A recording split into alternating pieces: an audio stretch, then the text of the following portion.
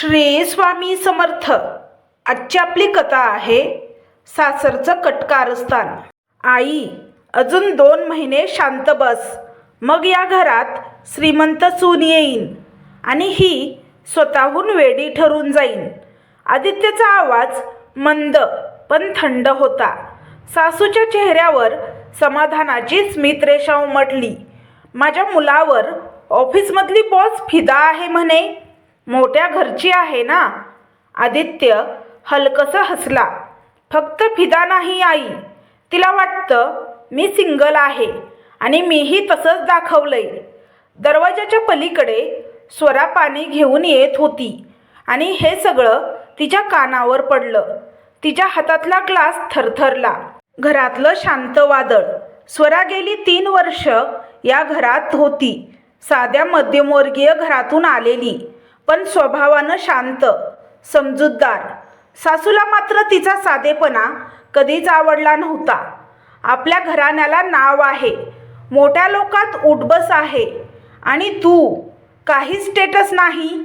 हे टोमणे स्वरा रोज ऐकत होती. पण आज तिला पहिल्यांदाच जाणवलं, ही फक्त नाराजी नाही, हा प्लॅन आहे. ऑफिसमधला दुसरा चेहरा. आदित्य ऑफिसमध्ये वेगळाच माणूस होता. कॉर्पोरेट बिल्डिंगच्या काचेच्या दरवाजातून आत जाताना तो आत्मविश्वासाने चालत होता. रिसेप्शनवरच्या मुलींना हसून गुड मॉर्निंग म्हणत. त्याची बॉस रिया मेहरा, हुशार, श्रीमंत, स्टायलिश आणि कंपनीत प्रभावशाली. रिया नेहमीच आदित्यशी जरा जास्तच फ्रेंडली वागत असे. आदित्य, आज संध्याकाळी कॉफी? आदित्य मुद्दाम हसत म्हणे, फक्त कॉफी? मी तर डिनरला पण तयार आहे. ऑफिसमध्ये सगळ्यांना वाटायचं आदित्य सिंगल आहे. तो कधीच लग्नाबद्दल बोलत नसे, अंगठीही घालत नसे. एका दिवशी कॅबिनमध्ये रिया म्हणाली, तू अजून लग्न का केलं नाहीस? आदित्य थोडा हसला. करिअर आधी, बाकी नंतर. तो खोटं बोलताना क्षणभरही अडखळला नाही. घरात सुरू असलेलं नाटक. त्या संध्याकाळी स्वरा जेवण वाढत होती. सासू मुद्दाम म्हणाली, तुझं वागणं अलीकडे विचित्र झालंय. कधी हसतेस, कधी रडतेस, काहीतरी बिनसलंय. स्वरा चकित झाली. काय आई, मी तर ठीक आहे. आदित्य शांत बसला होता. सासू पुन्हा म्हणाली, काल तू मीठ जास्त टाकलं होतंस, आज भाजी जळली. लक्ष कुठे असतं तुझं? आदित्यने थंडपणे जोड दिली. आई बरोबर म्हणते, तुला डॉक्टरकडे जावं लागेल. कदाचित. स्वराच्या छातीत काहीतरी दाबलं गेल्यासारखं वाटलं. दुसऱ्या दिवशी सासू तिला एका ओळखीच्या डॉक्टरकडे घेऊन गेली. डॉक्टरांनी 2 मिनिटंही नीट बोललं नाही. काही प्रश्न विचारले आणि काही गोळ्या लिहून दिल्या. हलका ताण आहे, या गोळ्या घ्या. घरी आल्यावर सासू स्वतःच तिच्या हातात औषधं देऊ लागली. तुझ्या भल्यासाठी करतोय, तुला कळत नाही, पण तू बदलतेस. स्वरा आधी गोंधळी, पण तिला स्वतःवर शंका यायला लागली. कधी कधी तिला डोळे जड व्हायचे, डोकं फिरायचं, विचार विस्कटलेले वाटायचे. आदित्य मुद्दाम विचारायचा, पाहिलंस, मी म्हणत होतो ना, काहीतरी बिनसलंय. दरम्यान ऑफिसमध्ये आदित्य आणि रिया अधिक जवळ येत होते. रिया त्याला प्रोजेक्टमध्ये मदत करायची, खाजगी मीटिंग घ्यायची. एकदा तर तिने थेट विचारलं, आदित्य, मला तू आवडतोस? क्षणभर शांतता. आदित्यच्या चेहऱ्यावर आश्चर्याचा अभिनय, पण तो आतून हसत होता. रिया, मला पण. त्या दिवशी त्यांनी डिनर केलं. आदित्यने एकदाही सांगितलं नाही, तो आधीच विवाहित आहे. त्या रात्री घरी परतल्यावर आदित्य आईशी हळू आवाजात बोलत होता, रिया पूर्णपणे माझ्यावर विश्वास ठेवते. अजून थोडं नाटक, मग घटस्फोट. सासूने विचारलं, आणि ही?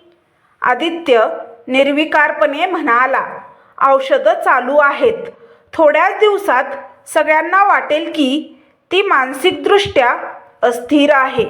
दरवाजाच्या आडोशाला स्वरा उभी होती.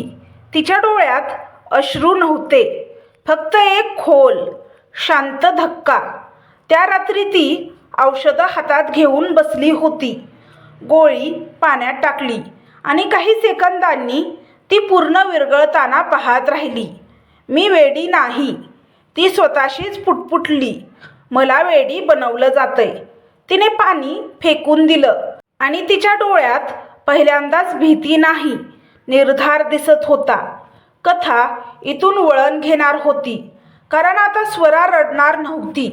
ती खेळ समजून घेत होती. रात्रभर स्वरा झोपली नाही. तिच्या डोळ्यासमोर सतत तेच शब्द फिरत होते. औषधं चालू आहेत. काही दिवसात ती स्वतःच वेडी ठरेल. पण सकाळी उठताना तिच्या चेहऱ्यावर कालसारखा घाबरलेला भाव नव्हता. आज तिच्या डोळ्यात शांतपणा होता आणि तो शांतपणा धोकादायक होता.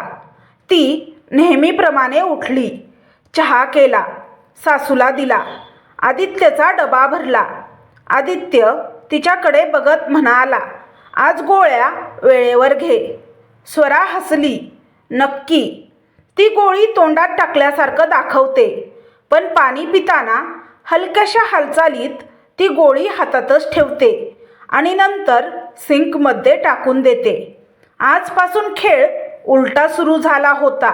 आदित्य ऑफिसला गेल्यावर स्वरा थेट त्या डॉक्टरकडे गेली, ज्यांनी तिला औषध दिलं होतं. डॉक्टर, मला माझ्या आजाराबद्दल सविस्तर सांगा. डॉक्टर चकित झाले. तुम्हाला हलकी मानसिक अस्थिरता आहे, ताणामुळे. कशाच्या आधारावर? डॉक्टर अडखळले. त्यांनी काही स्पष्ट तपासणी केली नव्हती. फक्त सासूच्या सांगण्यावरून औषध लिहून दिलं होतं. डॉक्टरांनी सगळं कबूल केलं व तिने ते गुपचूप रेकॉर्ड केलं. स्वराला समजलं हे सगळं आधीपासून सेट आहे. ती तिथून बाहेर पडली. आता पुढचा टप्पा होता आणखी पुरावे. त्या रात्री आदित्य बाथरूममध्ये गेला असताना त्याचा फोन बेडवरच राहिला. स्क्रीनवर मेसेज चमकला, मिस यू ऑलरेडी रिया. स्वराच्या हृदयात काहीतरी तुटलं, पण ती स्थिर राहिली. तिने पटकन फोन अनलॉक केला. पासवर्ड तिला माहीत होता, तिचा वाढदिवस. मेसेजेस वाचताना तिच्या हाताला घाम फुटला. रिया, तुझ्याशी आयुष्य घालवायचं आहे. आदित्य, थोडा वेळ दे, मग सगळं आपल्या मनासारखं होईल. कुठेही लग्न हा शब्द नव्हता, कुठेही बायकोचा उल्लेख नव्हता. तिला जाणवलं आदित्य फक्त तिला नाही तर रियालाही फसवत आहे. ती शांतपणे काही स्क्रीनशॉट स्वतःच्या मोबाईलवर पाठवते. फोन परत ठेवते. आदित्य बाहेर येतो. कोणी फोन केला का? नाही, स्वरा शांतपणे म्हणते. दुसऱ्या दिवशी सकाळी स्वरा थेट औषधाची तपासणी करण्यासाठी लॅबमध्ये गेली. रिपोर्ट येण्यासाठी 2 दिवस लागणार होते, पण तिच्या मनात एक ठाम विचार तयार झाला होता. ती रियाला भेटणार, कारण जर ती शांत बसली तर दोघींचं आयुष्य उद्ध्वस्त होणार होतं. 2 दिवसांनी स्वरा साडी नीट नेसून, केस आवरून आत्मविश्वासाने आदित्यच्या ऑफिसमध्ये पोहोचली. तिला माहीत होतं आज आदित्यची बाहेर मीटिंग आहे, तो ऑफिसमध्ये नसणार. रिसेप्शनवर तिने विचारलं, रिया मेहरा मॅडम आहेत का? थोड्याच वेळात ती रियाच्या केबिनसमोर उभी होती. रिया वर पाहते. हॅलो. यस, स्वराने शांतपणे उत्तर दिलं. मी आदित्यची पत्नी आहे. एक क्षण, पूर्ण शांतता. रिया हसली. Excuse me. स्वराने मोबाईल पुढे केला. लग्नाचे फोटो, मंगळसूत्र, 7 फेरे. रियाच्या चेहऱ्यावरचा रंग उडाला. तो म्हणाला होता तो सिंगल आहे. स्वरा म्हणाली, तो माझ्याशीही तसाच खोटं बोलतो. रिया खुर्चीत मागे टेकली. तिच्या डोळ्यात राग आणि अपमान दोन्ही होते. तू इथे का आली आहेस? कारण तुला सत्य माहीत असावं आणि कारण मला वाटतं आपण दोघीही फसवल्या गेलो आहोत. स्वराने औषधांचा रिपोर्ट टेबलावर ठेवला. ही औषधं मला मानसिक रुग्ण दाखवण्यासाठी दिली आहेत.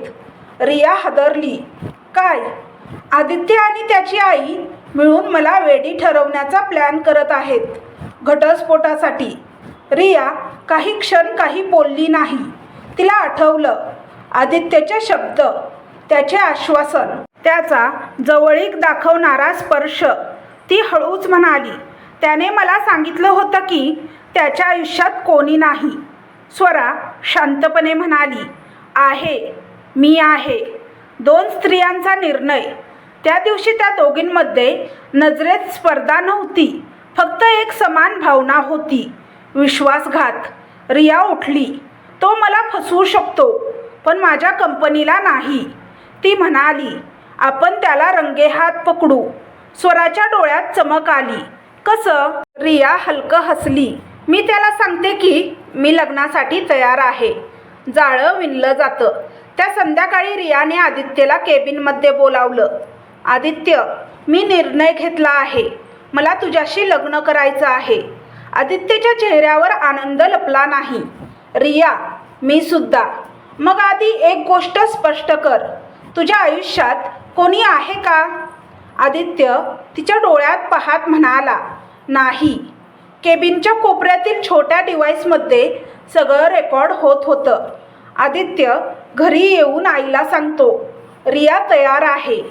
सासू आनंदाने म्हणाली, मग घटस्फोटाची कागदपत्र लवकर तयार कर. स्वरा स्वयंपाकघरात उभी होती. तिने सगळं ऐकलं, पण यावेळी तिच्या चेहऱ्यावर अश्रू नव्हते, फक्त एक हलकी स्मितरेषा होती. त्या रात्री स्वरा आणि रिया फोनवर बोलत होत्या. रिया म्हणाली, एंगेजमेंटसाठी एक छोटंसं गेट टुगेदर ठेवू, तिथे सगळं उघड करू. स्वरा शांतपणे म्हणाली, यावेळी त्यांना वाटेल ते जिंकत आहेत, पण खरी चाल आपली असेल. फोन ठेवताना दोघींच्या मनात एकच विचार होता, आता खेळ संपवायचा आहे. आणि यावेळेस कोणीही वेडी ठरणार नव्हती. आज सगळं संपेल. आदित्य टाय बांधत म्हणाला. सासू आरशात स्वतःचा पदर नीट करत म्हणाली, आजपासून आपल्या घरात श्रीमंत सून येणार. ती वेडी बायको आपोआप बाजूला होईल. दोघांच्या चेहऱ्यावर समाधान होतं. स्वरा त्या सकाळी घरात नव्हती. तिने मागच्या रात्रीच सांगितलं होतं, मी माहेरी जाते 2 दिवस. सासू हसली होती. जाऊ दे तिला, तिथेच राहिली तरी चालेल. त्यांना वाटलं खेळ जिंकला.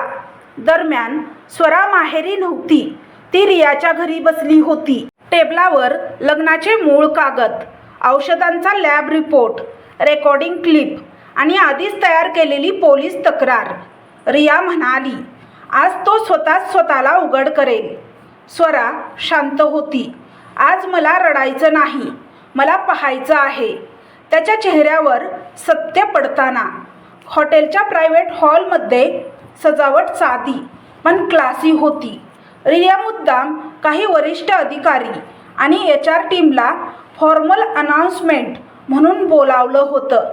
आदित्यला वाटलं हे सगळं त्याच्या सन्मानासाठी आहे. रिया स्मित हास्य करत त्याच्या बाजूला उभी राहिली. आदित्य, आज आपण सगळ्यांसमोर काही स्पष्ट करूया. तो आत्मविश्वासाने म्हणाला, नक्की. रिया शांतपणे विचारते, तुझं आधी लग्न झालेलं आहे का? आदित्य क्षणभरही न थांबता म्हणतो, नाही. रिया हलकेच मान हलवते. Sure, absolutely. दरवाजा उघडतो. तेवढ्यात हॉलचा दरवाजा हळूच उघडतो. स्वरा आत येते. साध्या साडीमध्ये, चेहऱ्यावर स्थिर भाव. आदित्यच्या चेहऱ्यावरून रक्त उतरतं. तू इथे?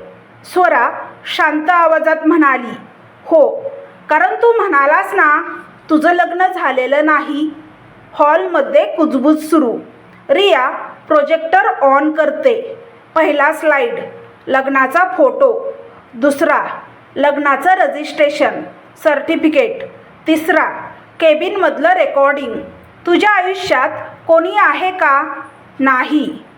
चौथं, डॉक्टरांची कबुली आणि औषधाचा रिपोर्ट. आदित्य मागे सरकला.